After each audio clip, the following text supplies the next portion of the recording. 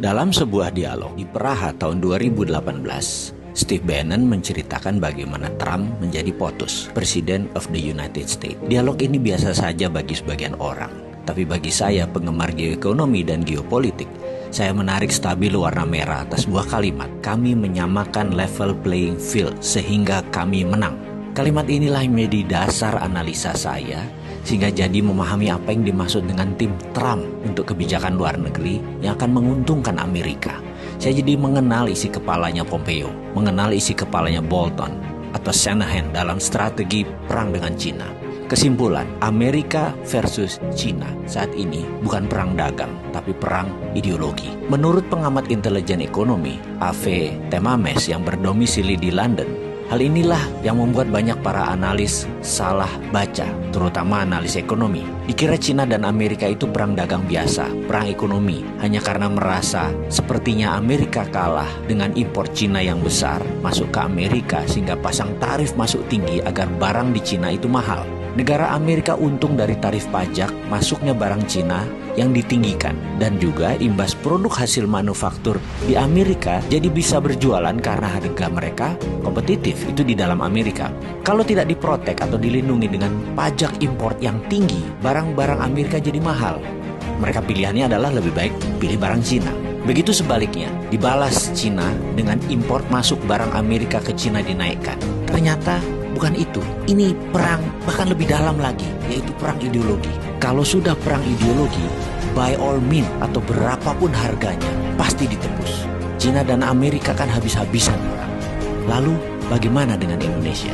Ada baiknya Indonesia membangun platform sendiri tentang teknologi. Karena begitu kedua negara ini berperang lebih dalam, Indonesia jangan-jangan tidak berkutik. Karena keduanya, negara Cina dan Amerika, Indonesia bergantung pada teknologi kedua negara tersebut. Jadi kita meniru apa yang dilakukan Cina 5 tahun terakhir, yaitu membangun swasta dengan perlindungan ketat atau protection. Misalnya, rem-rem itu dilindungi oleh pemerintah Cina. Facebook tidak boleh masuk Cina sampai rem-rem menguasai 80% pasar di Cina. Didi Xuqing, online transportation.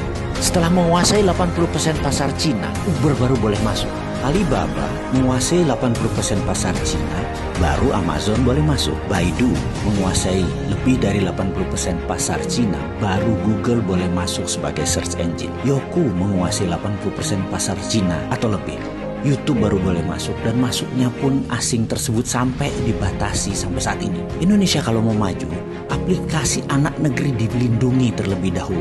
Sekarang perang dagang Cina Amerika sedang memanas. Indonesia ambil kesempatan. Anak bangsa buat fintechnya sendiri, buat Google versi Indonesianya sendiri, buat WeChat versi Indonesia sendiri, buat Facebook versi Indonesia sendiri, dan pastikan semua proyek itu diprotek oleh negara, dilindungi oleh negara. FBI asing masuk diatur, Google asing diatur, sosmed semua diatur yang dari luar negeri, dan produk Indonesia diberi fasilitas penuh kemudahan. Yakinlah 1-2 tahun ke depan anak bangsa bisa membuat dan melaksanakan proyek tersebut, sehingga pada tahun 2021 sewaktu puncaknya perang dua negara, Indonesia sudah punya semuanya. Kita tidak tergantung pada Cina dan Amerika. Saya yakin Amerika pasti akan mematikan sosmed mereka, internet mereka, satelit mereka, karena itu adalah strategi perang, battle space namanya, penaklukan ruang udara. Tapi kalau Indonesia punya semua barang-barang itu, Indonesia tetap bisa dagang, tetap bisa berbisnis, karena sudah punya platform sendiri.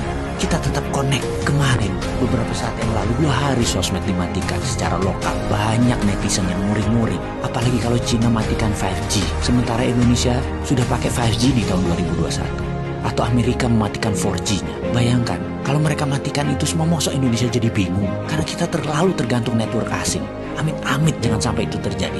Ada solusinya, yaitu dengan membangun platform digital teknologi yang diprotek oleh negara.